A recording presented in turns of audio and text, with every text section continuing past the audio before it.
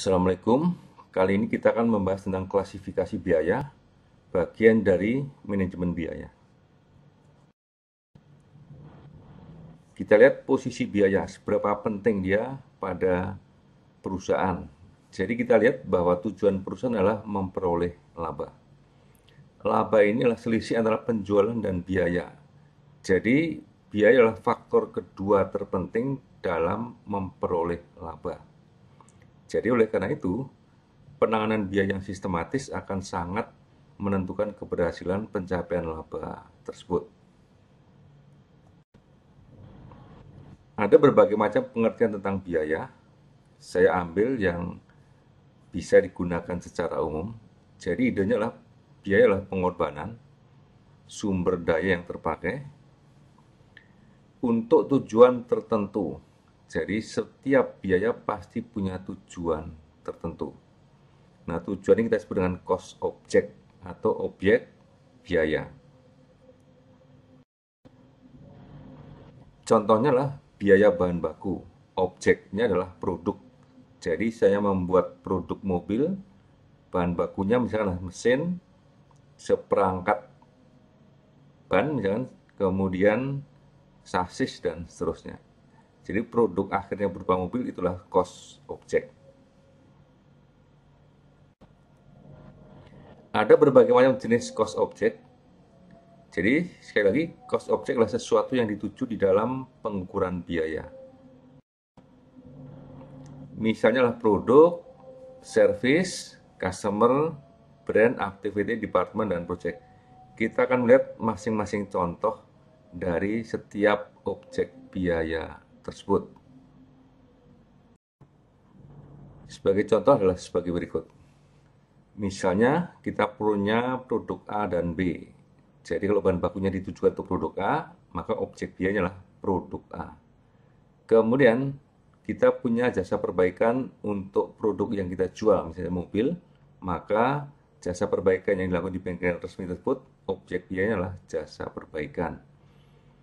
Kemudian operator seluler misalkan membentuk bagian customer service, maka objek biayanya adalah customer.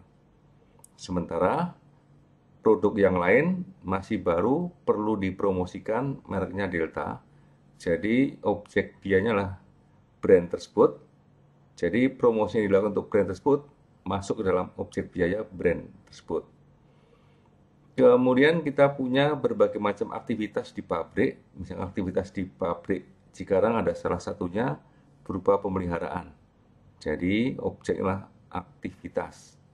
Kalau untuk departemen banyak, kita untuk menjual barang perlu departemen pemasaran, maka biaya yang terjadi di situ masuk dalam kelompok objeknya lah, cost objeknya adalah departemen. Yang terakhir kemudian adalah untuk perusahaan konstruksi, dia punya proyek A, alfa, beta, dan seterusnya. Semua pengeluaran, semua biaya yang terjadi untuk proyek alfa, maka cost objeknya adalah proyek tersebut. Kemudian kita masuk ke dalam klasifikasi biaya. Sebagai catatan, saya hanya membahas 4 klasifikasi yang secara umum banyak digunakan, yang sering digunakan. Tentu ada klasifikasi yang lain yang kita bahas pada waktu yang lebih advance nanti. Yang pertama adalah fungsi bisnis, yaitu fungsi-fungsi terkait dengan bisnis utama. Kemudian assignment to cost object, behavior pattern, kemudian inventory tracking. Kita akan melihat masing-masing contoh dari klasifikasi biaya tersebut. Untuk business function, itu dimulai dari research and development, desain produk, produksi, marketing, distribusi, dan customer service.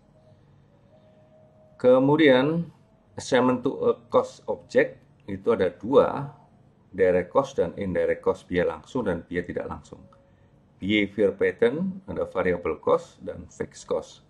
Inventory tracking, inventoriable cost dan non-inventoriable cost. Masing-masing akan kita bahas secara lebih detail. Yang pertama adalah business function. Jadi ini adalah urutan dari mulai research and development di hulunya lah riset selesai, kemudian masuk dalam tahap desain proses atau produk, selesai produknya didesain, diproduksi, kemudian masuk ke bagian marketing, sampai distribusi, dan setelah sampai pelanggan ada proses customer service. Dan tentunya ada proses atau fungsi supporting. Nah, fungsi supporting ini misalnya adalah untuk kegiatan penunjang, yaitu umum administrasi, bagian umum, bagian administrasi, akuntansi, SDM gitu ya. Itulah bagian supporting. Jadi selalu ada supporting ini, tapi fungsi utamanya adalah terutama yang di tengah yang aktif, yaitu produksi dan marketing.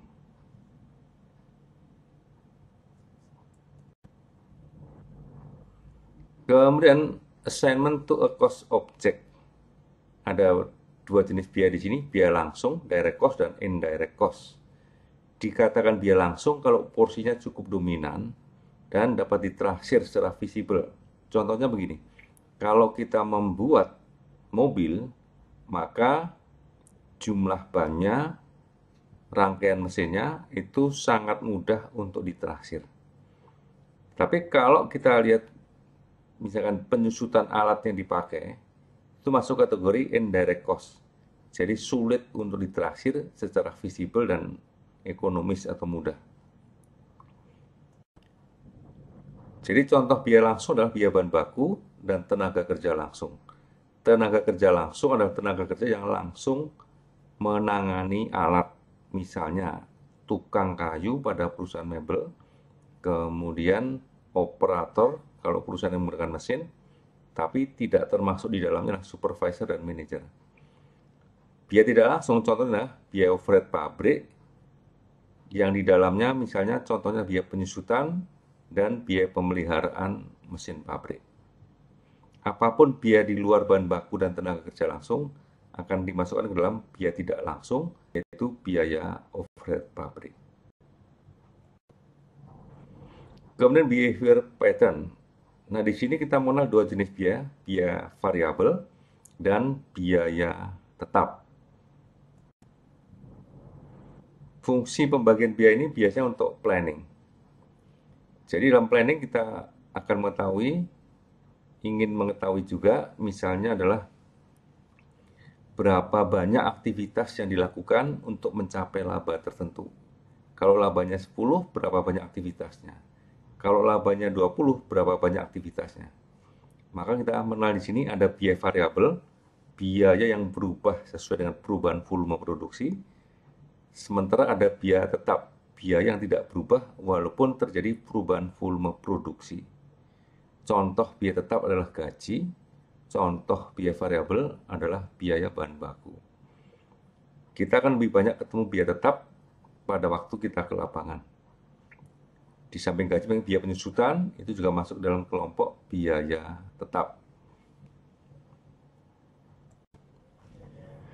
Kemudian klasifikasi biaya berbasis pada produk dan period cost, atau saya menyebutnya sebagai inventory tracking.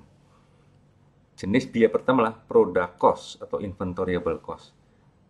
Cost yang bisa dialamatkan kepada inventory, misalnya kita membuat 10 produk, 7 laku, 3 tidak laku. Maka yang 7 masuk beban pokok penjualan, yang 3 tinggal di neraca sebagai persediaan.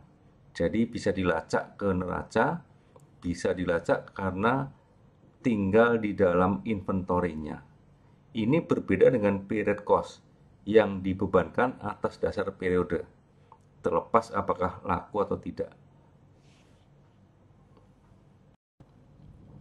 Jika kita lihat di laporan laba rugi, maka beban pokok penjualan termasuk ke dalam kelompok product cost. Dicatat sejumlah yang laku, yang tidak laku masih tercatat di neraca sebagai inventory. Maka disebut di sini inventoriable cost. Jadi cost-nya bisa ditraktir ke inventory.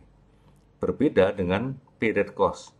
Period cost dibebankan apabila sudah berlalu waktunya, terlepas apakah produknya laku atau tidak.